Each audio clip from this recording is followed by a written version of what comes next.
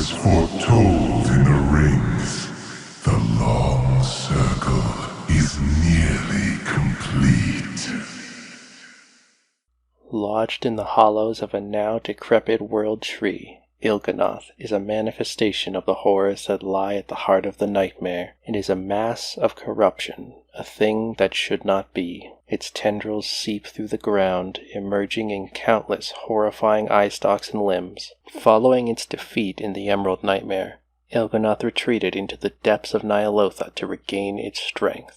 Now it has fused with the city's architecture and spreads across the Black Empire like a creeping infestation. As Yogg-saron's corrupting flesh grows ever larger, so too does its power.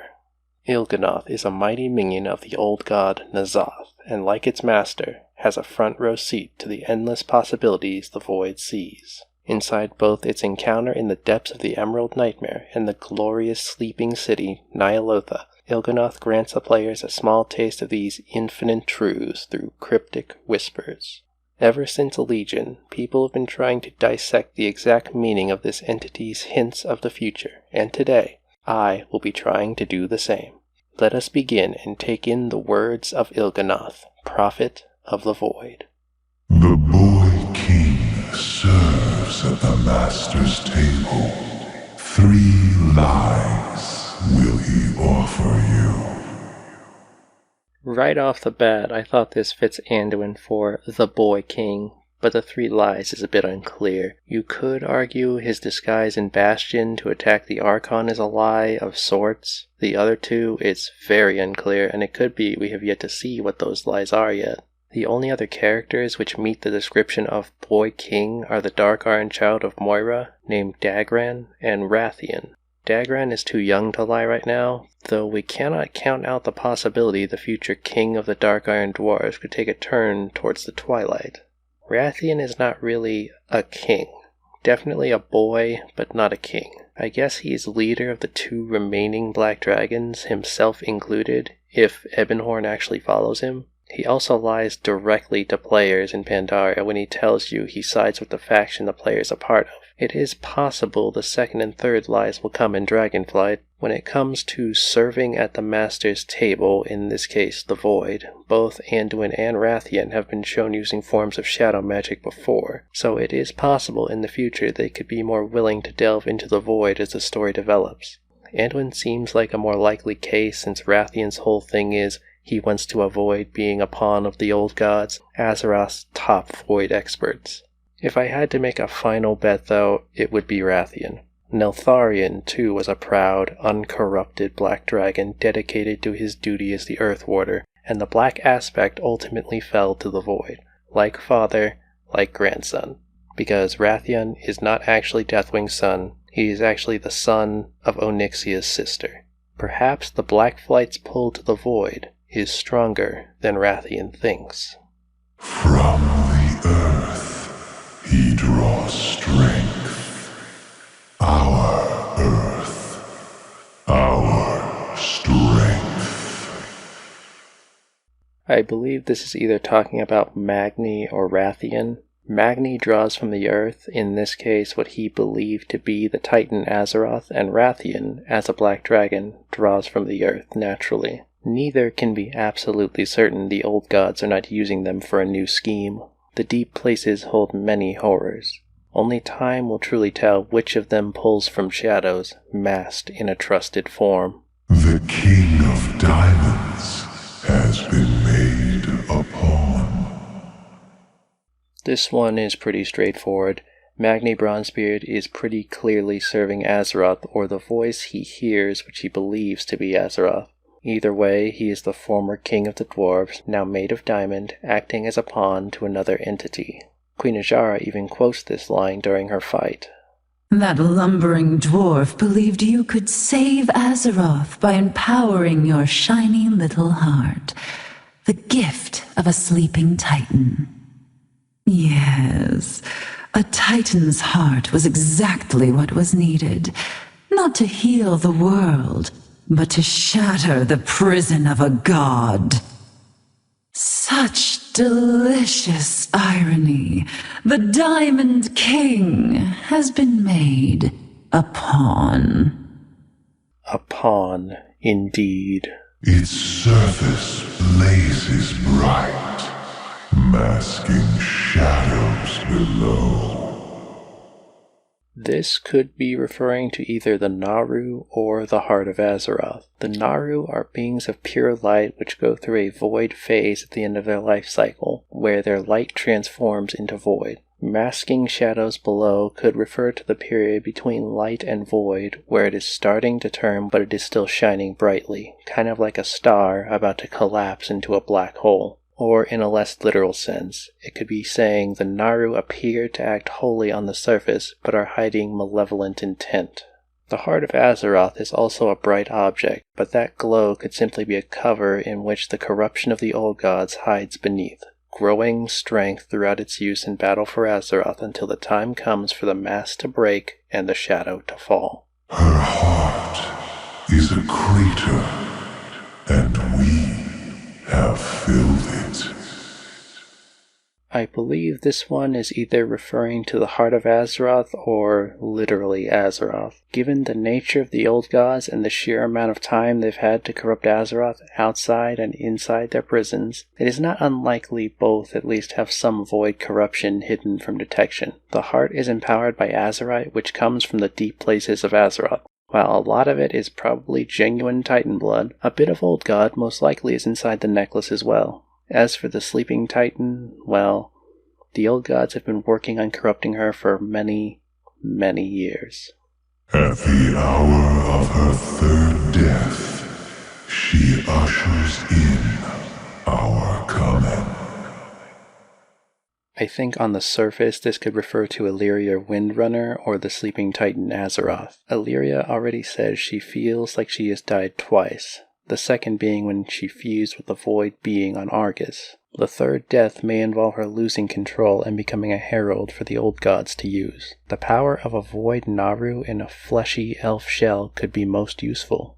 Azeroth has not died in a traditional sense, but has suffered cataclysmic events like the Sundering and the sword incident. If you don't count the cataclysm, the third death would be referring to something on that scale, and such an event would somehow play in the Void's favor, most likely weakening her to the point the Void can finally lay claim to the sleeping Titan. What Zovaal attempted to do in Shadowlands I do not think qualified as significant compared to those other events as far as the health of Azeroth long term is concerned. Ultimately, though, I do not believe this is referring to either of them, and instead is about xal'atath. Now, this is admittedly a bit of a stretch, but hear me out. For Illyria, the three deaths more so refer to a feeling, and Azeroth is more like near-death experiences. For xal'atath, it could refer to a transfer of essence. Her first death would be when her form was either consumed or destroyed and her essence bound to a blade. The second would be when she is removed from said blade and fully inhabits a new elven form. In this case, the third death would be the transfer out of the elf body into something else, which would ultimately usher in the coming of the Void. The Lord of Ravens will turn the key. This, I believe, is talking about either Medivh or Khadgar. One of them will put together some most likely disassociated knowledge and turn the key to an old god victory, small or large. Khadgar is presently exploring the Shadowlands and comments how he feels the weight of his age, which seems like a pretty obvious hint he is being planned to be killed off soon. I do not believe he would dabble in the void to try to prolong his life, so my bet is on the currently unknown element that is Medivh. The last guardian was a pawn of Fel before, but when the fire burns out, only void remains. Flesh is his gift. He is your true creator. If you have seen my video on yogg-saron, you know exactly what I'm going to say about this line. Many of the races on Azeroth only exist intentionally or as a direct but unintentional result of the old god's actions.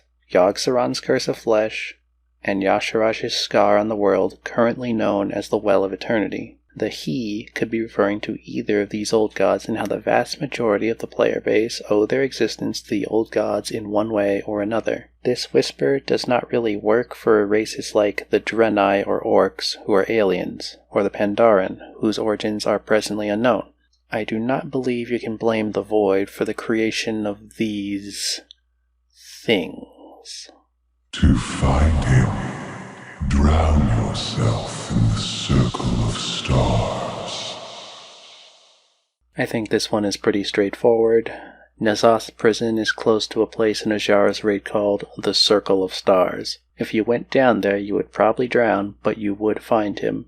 And as you breathe your final breath, he will find you.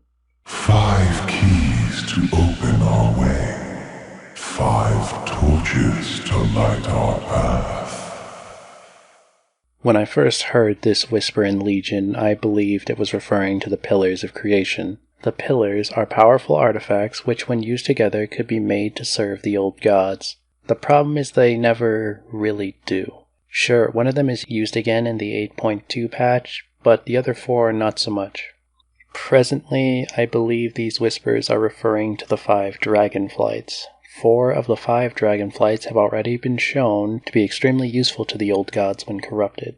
Deathwing is an obvious example of how useful the Black Flight has been, the great champion from which they unleashed the Cataclysm. Murozond, the infinite dragonflight leader and former bronze dragon Nosdormu, was used by the old gods to mess with time in exchange for changing the hour of his death. Ysera was only briefly corrupted by the Emerald Nightmare, but the majority of her flight long before Legion were consumed first by yogg-saron and then ultimately N'Zoth's influence in the Dream.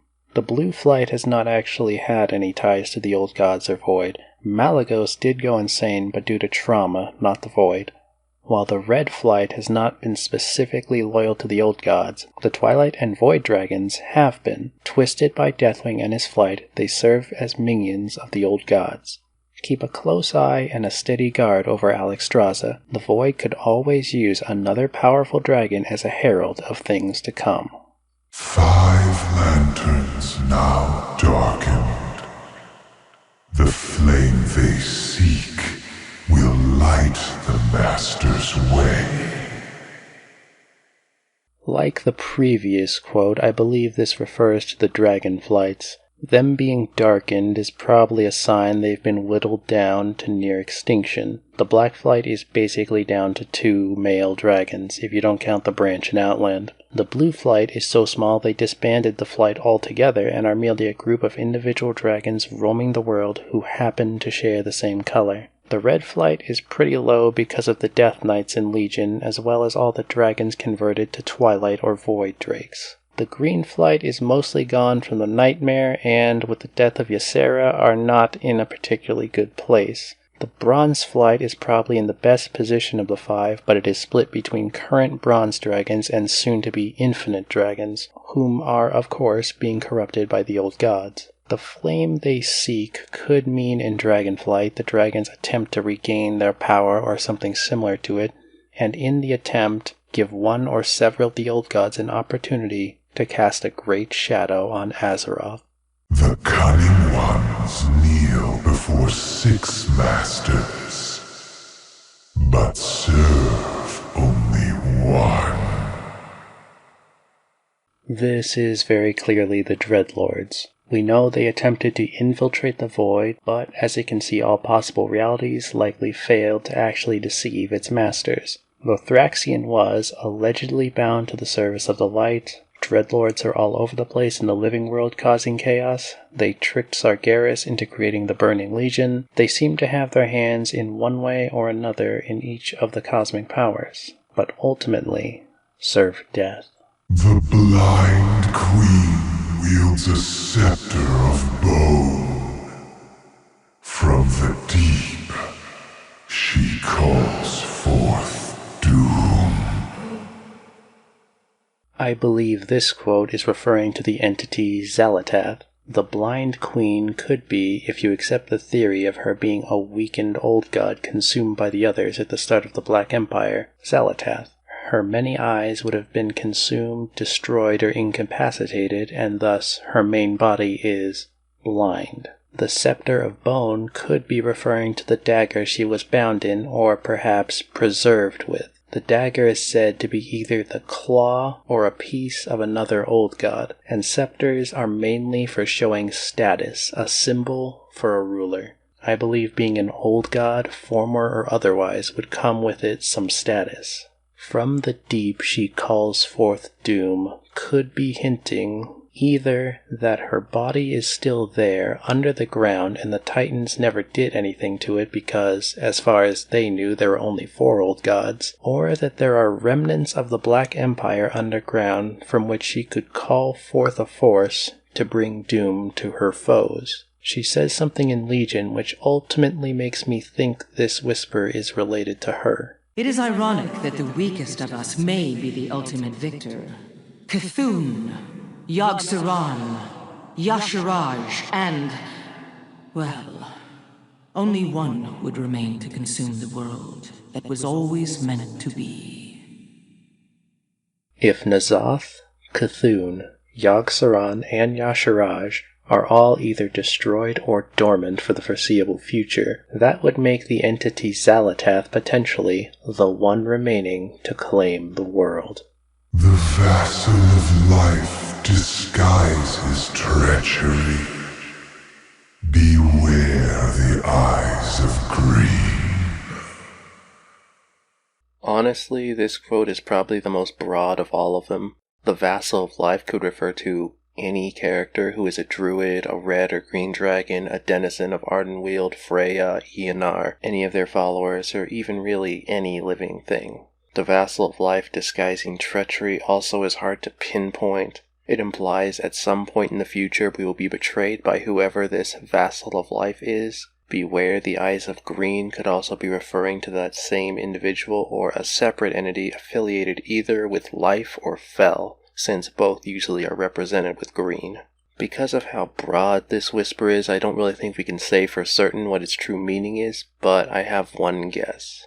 I believe it's referring to Eonar. Blizzard has already set up the conditions players need to know Sargeras is out of his prison. The red dot in the sky disappears. If Eonar was the one to release the Dark Titan for whatever reason, it would be an act of treachery against not just her kin, but the whole of creation. Beware the eyes of green are not referring to her, but the power of fel.